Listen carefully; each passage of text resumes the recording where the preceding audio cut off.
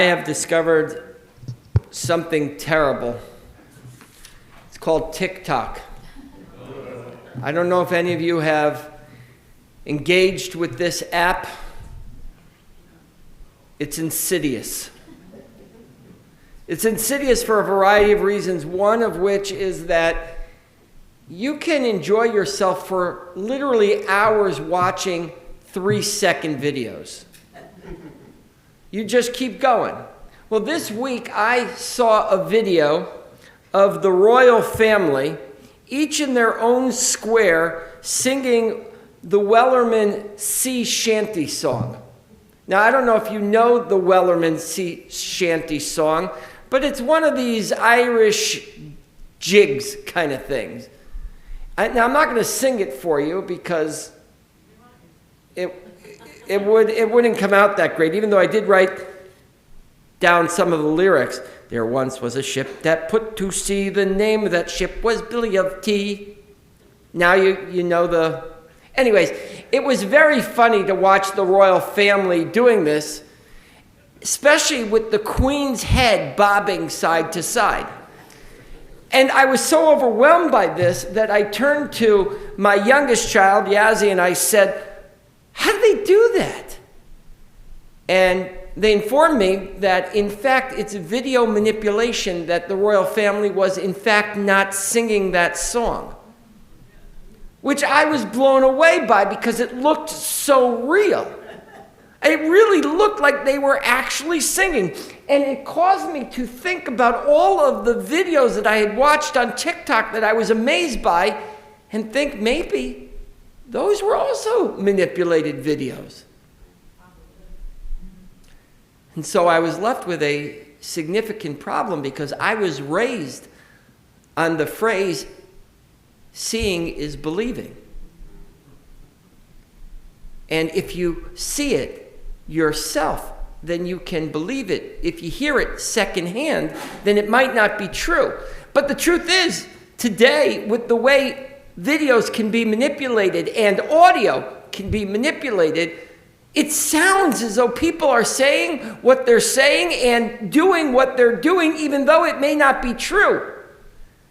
And the truth is, living in this society right now, there are regularly times where I say to myself, they can't possibly think what they're saying. They can't possibly believe what's coming out of their own mouths. And I imagine to myself some of the things that I have witnessed over the last few months and asked myself the question, I cannot believe what I'm seeing. I certainly felt that way on January 6th when there was an insurrection in our capital. And I said to myself, I cannot believe what I'm seeing here in our own country. It's something I would regularly see somewhere else, in maybe a developing country. Maybe a country in which there is a dictator trying to be overthrown. Maybe I'm seeing here in our country what really goes on in places like Myanmar.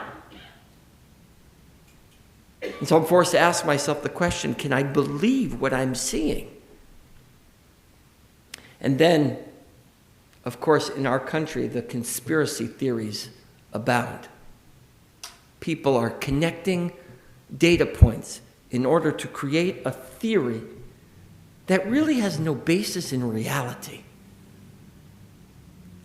I know it's hard to believe, but there are people in this country who think that getting vaccinated is not a good thing, that the negatives far outweigh the positives.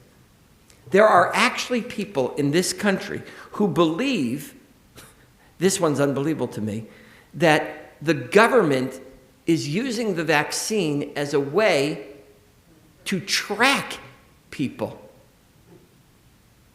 They're inserting little Menites, says this theory, so that you can be tracked.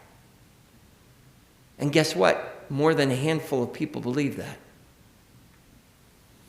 We live in a time where it's difficult to believe what you see. It's difficult to have faith in what you hear. And that's why this morning's Parashat struck me so differently than it had ever struck me before. I've read the story of Balaam and his donkey 1,000 times. Never once did I imagine to myself, who is actually reading this story and believing it? Who actually believes a story about a talking donkey? And what is the lesson that we're supposed to learn from such an outlandish, fanciful fairy tale? Because you know that all the fairy tales still have an important lesson, whether they be true or not. So I'd like to focus just 1 second on one aspect of the story. Let me just tell you the story in brief once again. King Balak is afraid that the Jewish people are going to become so great. Says the text, Hava nitchachma lo pen yirbeh. Right? Let's take on the Jewish people before they get too large. It's reminiscent of the language that Pharaoh used when he became frightened of the Jewish people. Vayakam melech chadash asher lo yadat Yosef, a new king arose, didn't realize that the previous Pharaoh had an allyship with Joseph, a Jew, and he became afraid that the Jewish people would procreate so much that they would overwhelm the Egyptians. So just step back for a second and think about the fact that the Jewish people have been around for thousands of years, and still we remain one of the smallest nations in the world. Still so small. Never once, not during the times of Pharaoh, not during the times of Balak, did we ever overwhelm the world with our numbers. But that was his fear, an unfounded fear. And so he develops a theory in his head, and then he decides that he's going to do something. He's going to act on what he believes to be the truth, even though there's no hardcore evidence to prove that. And he tells Balaam to go curse the Jews. And Balaam takes on this task and is stopped in his path by a donkey that refuses to move. Begins to hear things, and the donkey refuses to move. And what is Balaam's reaction to this? He beats the donkey over and over again until the donkey actually says to him, "What are you doing?" Can you imagine the response of those who think there's something bad going on? Their response is the same as Balaam, and that is to beat one another. I feel for the donkey in this story. Even before he opens his mouth, I feel for the pain and the suffering of those who are the victims of crazy conspiracy theories, of crazy ideas. The truth is, so many people would be spared the suffering of COVID if they would just get a vaccine. How much of our country could be even more safe today if more people would get vaccinated? There is science that we look to, that we believe in. And so it takes an outrageous story in the Torah that begs of us to ask the very simple question, do we believe what we see? And if we can't believe what we see, what are we left with? I think the story is a simple one, and it's the ending of this morning's Haftorah that really gives us the solution. Phil read it so beautifully. The prophet Micah says many profound things, but this is probably his most famous quote. He says, Higid lecha adam ma tov u'ma Adonai doresh mimecha. Here is the one thing God wants of you. Ki im asot mishpat ve'avat chesed ve'atznei alechet im Elohecha. Do one thing. seek out justice and goodness, and follow in the path of the Almighty. The prophet Micah doesn't give us a difficult and detailed, complex legal system. Doesn't give us rituals abounding and difficult scenarios to unpack. The prophet Micah doesn't say to you, do research and then test your hypotheses. The prophet Micah doesn't say life is so complicated. Don't look for patterns where they don't exist. He says simply, do good. Seek out justice and then follow your heart so that you can walk in the path of the Almighty. Life is hard and at times incredibly complicated. And sometimes it's hard to imagine what we're seeing is the truth. And sometimes even more difficult to believe what we hear.